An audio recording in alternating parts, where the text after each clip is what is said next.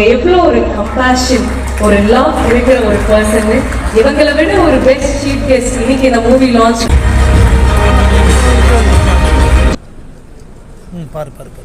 அனைவருக்கும் வணக்கம்.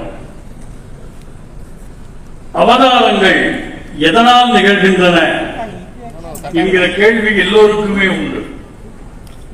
இறைவன் ஆகாயத்திலிருந்து அனைத்தையும் ஆற்றுவிக்கிற ஆற்றல் கொண்டு அந்த வாசகத்தை சுட்டிக்காட்டினார்.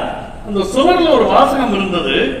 நாங்கள் அவருடைய வெளிச்சத்துக்குள் நுழையவில்லை, அவர் எங்கள் இருட்டை உடைத்துக் கொண்டு உள்ளே நுழைந்தார்.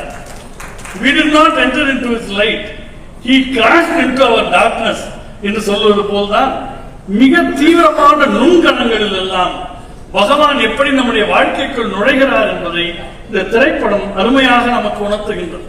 5 பேர்களுடைய வாழ்க்கை, ஒரு நாட்டிய கலைஞருடைய வாழ்வில் கடைசி நிமிடத்தில் இடக்கூடிய பகவானுடைய தீவிர பக்தையாகிய அந்த தாய்க்கு அவர் நிவாரணம் தந்த நிலை என்பதையெல்லாம் அருமையாக காட்டியிருக்கிறார்கள். இந்த படத்துக்கு பின்னணி இசை அல்ல, முன்னணி இசையை நம்முடைய தென்னிசை தென்றல் தேவா அவர்கள் தந்திருக்கிறார்கள்.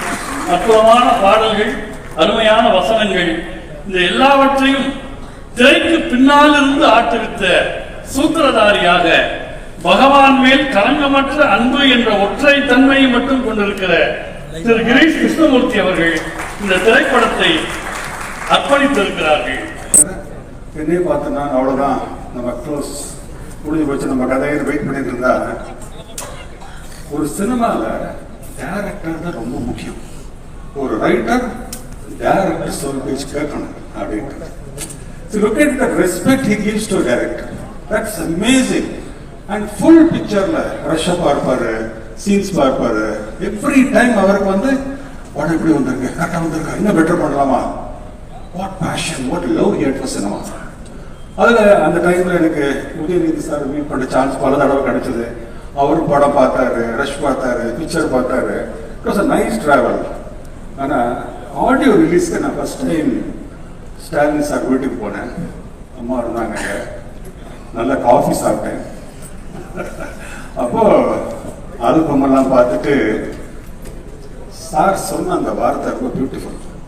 சுரேஷ் சார், லாஸ்ட் 6 months அப்பா ரொம்ப சந்தோஷமா இருக்காரு. அவருக்கு சினிமான உயிர்.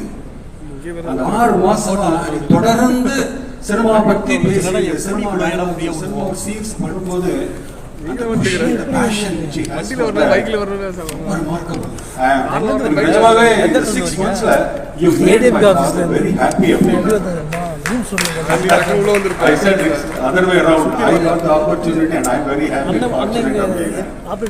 படம் பார்த்து ரசிச்சு ஃபைனலா அந்த குட்லக் தியேட்டர்ல படம் பார்க்கும்போது படம் ஃபுல் ஐயா படம் ஓகேயா கேட்டேன். நான் சுரேஷ் சார், டைரக்டர் சார், உங்களோட நல்ல படம் எடுக்க சொன்னேன், ஒரு காவியம் எடுத்துட்டீங்களே, என்ன மேக்கிங், என்ன டேக்கிங், என்ன படம் எப்படி ஓடும் அதெல்லாம் தெரியாது. பட் அந்த கதையை இப்படி ஒரு மவுண்டிங் பண்ணி எடுத்துட்டீங்களே, ரியலி தேங்க்யூ. அந்த blessings will never be forgotten. And Stalin சாரோட ஒரு சின்ன இன்சிடென்ட் எனக்கு ரொம்ப மறக்க முடியாத இன்சிடென்ட். ஒரு தடவை சங்கமங்கிற ஒரு படம் ரிலீஸ் ஆச்சு.